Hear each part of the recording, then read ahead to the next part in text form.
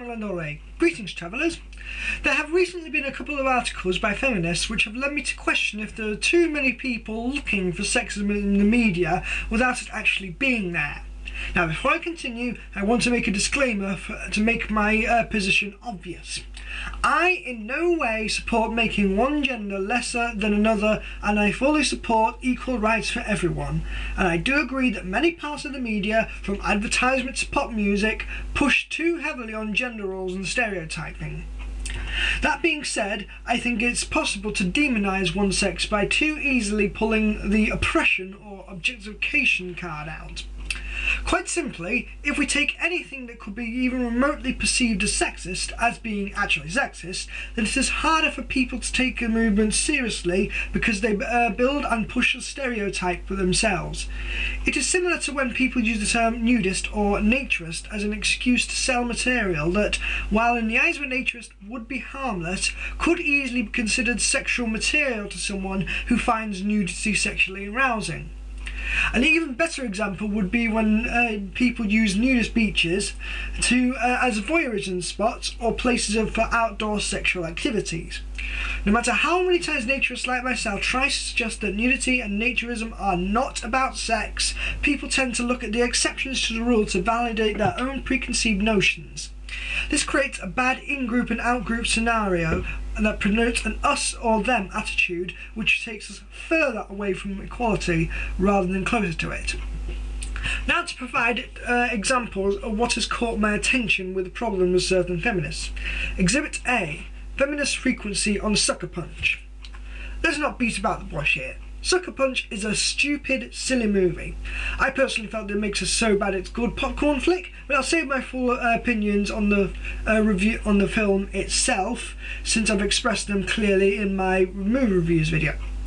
However, feminist frequency was offended by this film, since apparently the fact that girls had guns and were in action sequences wasn't enough to prevent this film from being considered sexist. Rather, she sees it as further objectification of women, since it's quote-unquote fetishising them in skimpy clothing and brothel sequences. I think one of the comments summed up the attitude quite perfectly. I have no idea what you're talking about. These women have guns and beat people up. This clearly means that they are empowered women. They can make them as fetishised as they want, and all we gotta do is add a gun and boom! Female empowerment and feminism. I'm being sarcastic, of course, but the sad thing is that a lot of people would agree with my above false statement. Then I tell them that it only shows sexual and physical power, and they say, what's wrong with that? Facepalm. Facepalm indeed. That comment was a huge straw man. What the video and this commenter fails to realise is that throughout the entire women, it's the women working together and using their own powers to escape from the oppressive and mistreatment of them from the men in the fantasised brothel and kicking some ass at the same time. But no, it doesn't matter that they are empowered through the fantasy so much they can wipe the floor with steampunk Nazi zombies and escape an orc-infested raging dragon-holding castle. If they have skimpy clothing and have cute names like quote-unquote baby doll, then there's one big male objectification. Look, the main character's even blonde. Do you see where I'm going with this? The context, while ambiguous, is completely twisted from something that could be seen either way as sexist or empowering to something that is obviously just to make a wank fest. Granted, the movie really is focused on the action sequences and fan service in general, but I really feel that there have been many worse cases. Exhibit B. Skip Chicks vs Brian Dunning. This is one of the more rational side, I will admit. However, it still suffers from the same problem. Please note I will provide the source for both the previous video and this article, as well as further articles mentioned, and I recommend that you look at them all for the full context.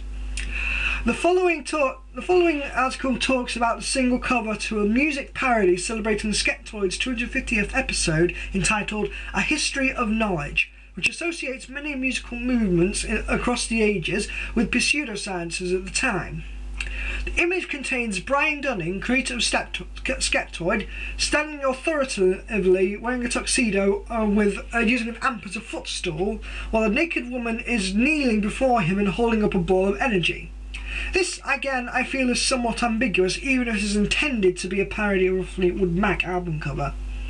I agree with the author that nudity can have many different contexts in art, but what I disagree with her is the assertiveness that the context is intended to show Brian's superiority or the inferiority of the woman. Considering the whole song itself is about pseudoscience through the ages, this to me implies more how promoters of something like homeopathy or faith healing could feel. That they are empowered over the gullible customers who crawl to them and treat them in high regard because of their supposedly miraculous inventions. Brian Dunning does to me try to be a very clear person in his position and opinions, and he's not afraid to take a controversial subject. And to me, he has not shown that he ever intends to be sexist at all. Perhaps he should apologise for the ambiguity of the image, considering how it could be taken as sexist, but compared to the many other pieces of media images out there, this really does not scream sexism to me. If you want an example of who I feel is much more fair in her analysis of sexism and gender or stereotyping in the media, Lacey Green has done a brilliant analysis of this year's Super Bowl ads, which I feel are far more clear in her message. She does not come off as cynical in her approach either, which I feel gives a more approachable tone for those who are first reading into the subject. I don't know if she would consider herself feminist or not, but when it comes to equal treatment of genders, she presents a very informative position that will greatly help the movement. In closing, there will always be shades of grey when it comes to what attitude a person may hold when it comes to issues like gender equality. As such, it's really important not to instantly divide an issue into black and white, taking something relatively ambiguous and holding up high, screaming that it should be placed in the sexist camp. Be smart, be sceptical, but also be aware of all the possibilities when it comes to the modern media. We must not ignore such issues and treat them as trivial, but at the same time we must not grab onto any piece of media we can to exaggerate the threats to further our own position. Until the next time, Adiel Shalom.